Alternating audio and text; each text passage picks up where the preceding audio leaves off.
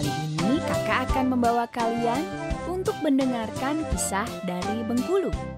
Yuk kita ikuti kisah ini dari awal sampai selesai.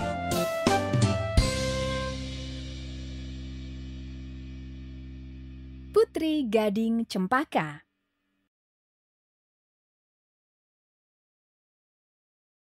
Dahulu, di daerah Bengkulu Tinggi pernah berdiri sebuah kerajaan yang bernama Kerajaan Sungai Serut. Raja pertama kerajaan ini bernama Ratu Agung. Ratu Agung memerintah negeri itu dengan arif dan bijaksana.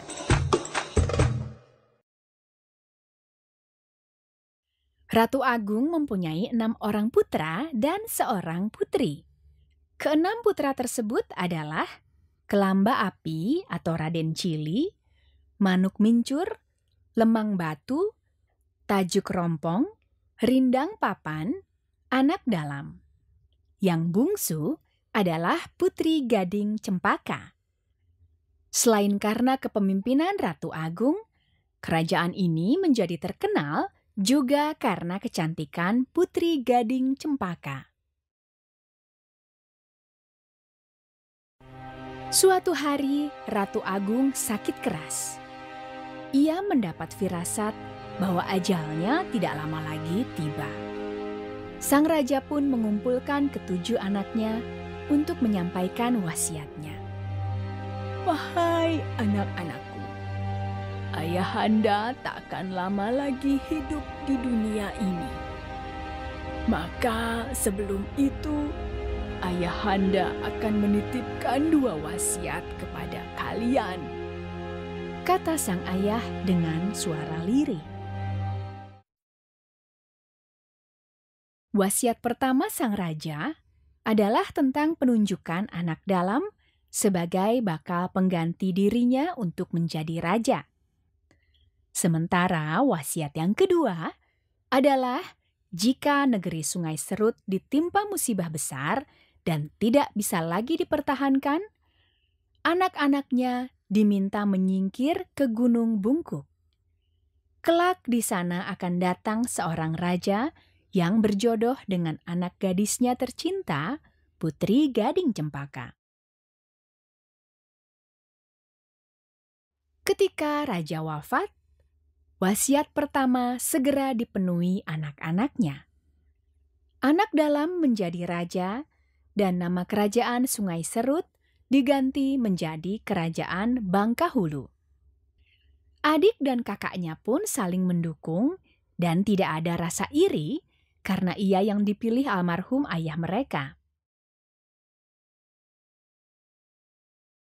Seperti ayahnya, Raja Anak Dalam adalah pemimpin yang arif, sehingga kemasyhuran kerajaan ini tetap berkibar hingga ke banyak negeri. Termasuk juga tentang kecantikan Putri Gading Cempaka yang mulai beranjak dewasa.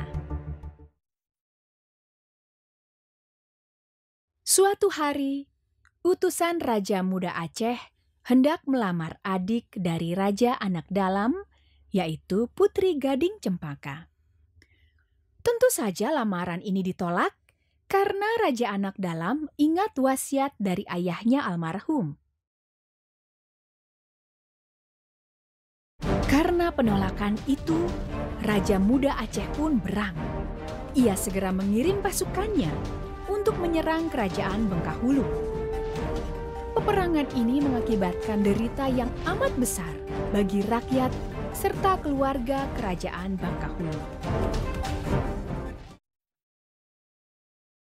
Raja Anak Dalam kembali teringat pesan dari ayahandanya almarhum. Wahai saudara-saudaraku, sesuai dengan pesan ayahanda, bahwa jika negeri ini sudah tidak aman lagi, kita disarankan untuk menyingkir ke Gunung Bungkuk, kata Raja Anak Dalam. Kemudian mereka bersama-sama menuju ke Gunung Bungkuk untuk menyelamatkan diri. Sepeninggal Raja Anak Dalam, keadaan kerajaannya makin kacau. Perang saudara terjadi di sana-sini. Lalu muncullah Maharaja Sakti. Ia adalah utusan kerajaan Pagaruyung, kerajaan di Minangkabau, untuk mendamaikan pertikaian tersebut. Usaha Maharaja Sakti berhasil. Kerajaan Bangkahulu kembali tenang dan aman. Atas usul banyak orang, Maharaja Sakti diminta untuk menjadi raja di kerajaan Bangkahulu. Setelah mendapat restu dari Sultan Pagaruyung, Maharaja Sakti dinobatkan menjadi raja kerajaan Bangkahulu. Upacara penobatan Maharaja Sakti pun dilaksanakan di Balairung Kerajaan Pagaruyung. Setelah upacara penobatan, Maharaja Sakti segera menuju Kerajaan Bangkahulu. Rencananya, di kerajaan ini, ia pun akan melakukan upacara penobatan. Tapi, sebelum hal itu dilakukan, terjadi hujan badai berhari-hari hingga rencana penobatan itu tidak jadi dilakukan. Pada malam hari, Baginda Maharaja Sakti bermimpi melihat seorang putri yang berjalan di tengah badai. Anehnya, tubuh putri itu tidak terkena badai sedikit pun.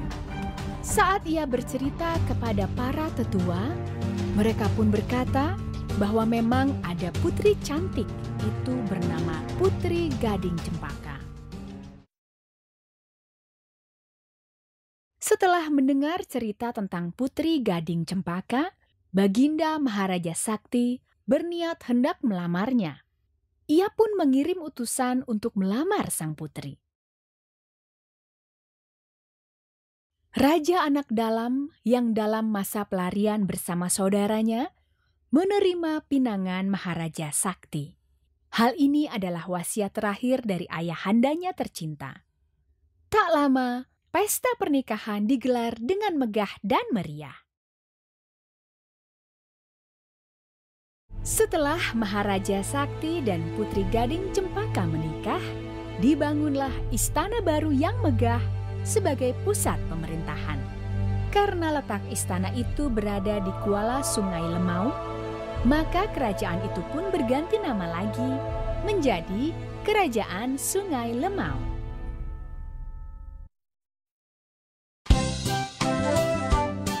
Pesan moral, seorang anak yang taat serta patuh pada nasihat orang tua, pada akhirnya akan mendapat kebahagiaan.